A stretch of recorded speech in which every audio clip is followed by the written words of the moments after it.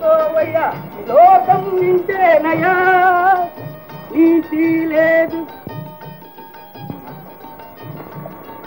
కొంచెం నిప్పుంటే పెట్టే. నిప్పు లేదయ్యా, మన బతుకంతా అప్పుగా ఉంది. బ్రహ్మ ఏంట్రా క్షమాతనే?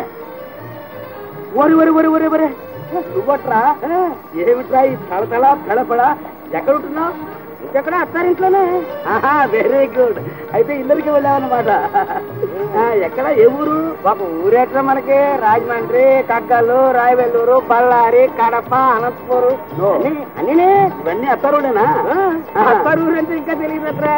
అత్తారూరు అంటే సెంట్రల్ జైలు. సెంట్రల్ జైలా? ఇలా చెయ్యి తిన రాస్కెల్ దొంగ వ్యధవా. ఆ దొంగతనం చేసి పచ్చికే బదులు ఈ గడ్డి తినరా. గడ్డి తిన్న కర్మ మాకేరా, బయట ఉన్నారు మీరు తినాలి. లోపల మాకు బ్రహ్మాండమైనటువంటి భోజనం. చెప్పలం, ఏడ్చనకొండ, మజ్జిగ. మజ్జిగ ఎంత బాగుంటుందో చూసినా రాజమండ్రి జైల్లో బ్రహ్మాండంగా ఉంటుంది. మరి కోయంబత్తూరు జైల్లో సాంబార్ బాగుంటుందా? బాగుంటుంది.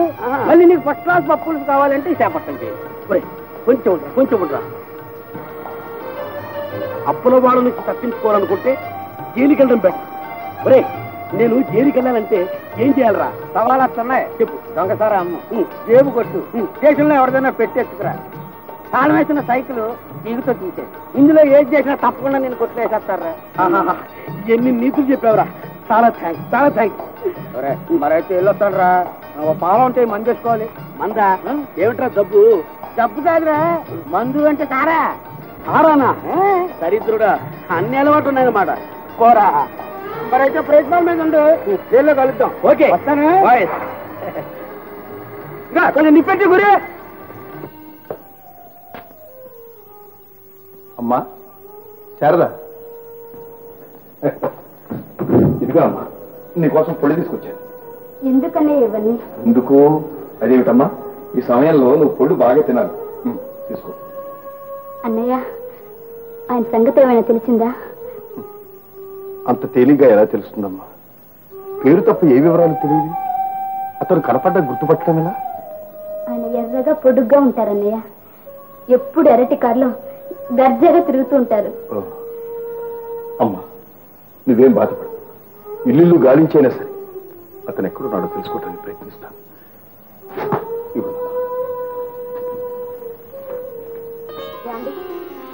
ఏమండి, ఏంటండి పరధ్యానంగా ఉన్నారు? లేదు, ఏం లేదు. ఏదో ఉంది. చాలా రోజుల నుంచి మీరు ఏదోగా ఉన్నారు. నా దగ్గర ఏదో దాస్తున్నారు. నాకు చెప్పరు? ఏం లేదంటే నీ కదా. మనసు బాగాలేదా?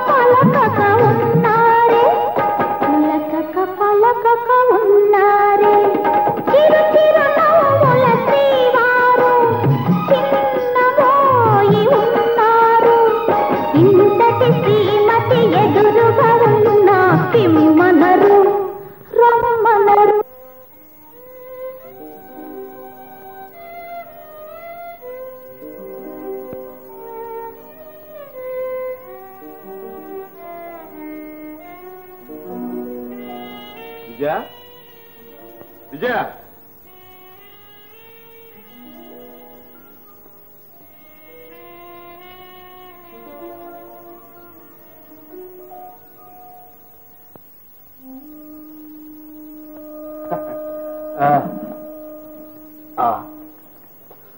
ఇవాళ రావటానికి కొంచెం ఆలస్యమైంది.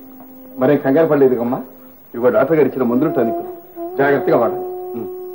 ఏమో అన్నయ్య, ఏం మందులో ఏం టానిక్లో నువ్వు నా కోసం పడే కష్టం, ఆయన ఎంతకాలానికి కనిపించకపోవడం, ఇవన్నీ చూస్తుంటే ఈ బ్రతుకు మీదే విరక్తి పుడుతుంది అన్నయ్య. చచ్చిపోయినా బాగుండేది. అంత మాట అర్థం. ఇంతకాలం నేను కంటి రెప్పలా కాపాడుకుంటూ వచ్చాను. విధి ఎదురు దెబ్బతీసిన నాకు ఇంకా విశ్వాసం ఉందమ్మా. అతను వస్తాడు, నీ భర్త నీ దగ్గరికి వస్తాడు. నిన్ను ఎదుర్కొనేటట్టుగా నేను చేస్తానమ్మా. అమ్మా అమ్మా, ఇంకెప్పుడు అటువంటి ఆలోచనలు రానికమ్మా. వస్తాను.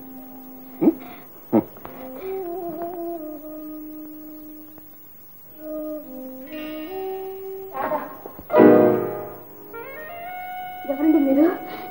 ఇక్కడికి ఎందుకు వచ్చారు? నా పేరు మీకు ఎలా తెలుసు? పిచ్చిదాన, ఇంత అమాయకురాలు కాబట్టి దగా పడ్డావు. మీరు? నేను పరాదాను కాదమ్మా, నీ వదిని విజయని.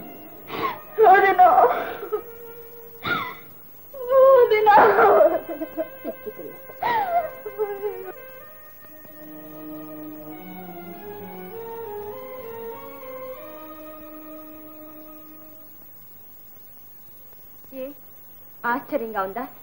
మీరింత రహస్యంగా దాచినా తెలుసుకున్నానని కోపంగా ఉందా? అది కాదు విజయ. ఏది కాదు? మీ కష్ట సుఖాల్లో పాలు పంచుకోవాల్సిన అర్థాంగిని నన్ను ఇంత వేరు చేస్తారా? శారదను మన ఇంటికి తీసుకొస్తే లోకంతో పాటు నేను ఆడుకోసుకుంటాననుకున్నారా? ఆడపడుతున్న ఆదరించలేని గయ్యాళ్ళు అనుకున్నారా? విజయ విజయ, నా ఉద్దేశం అది కాదు. నువ్వు నన్ను సరిగ్గా అర్థం చేసుకోలేదు.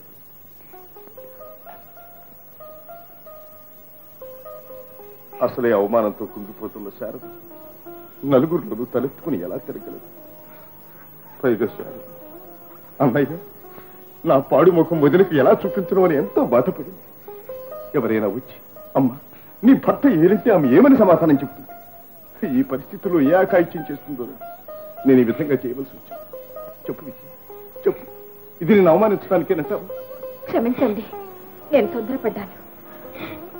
అన్నయ్య, అమ్మా నీకు వదినకు నేనెంత కష్టాలు కలిగిస్తున్నాను. తప్పమ్మా తప్పు. శారద, అలా ఎప్పుడు అనుకోవద్దు.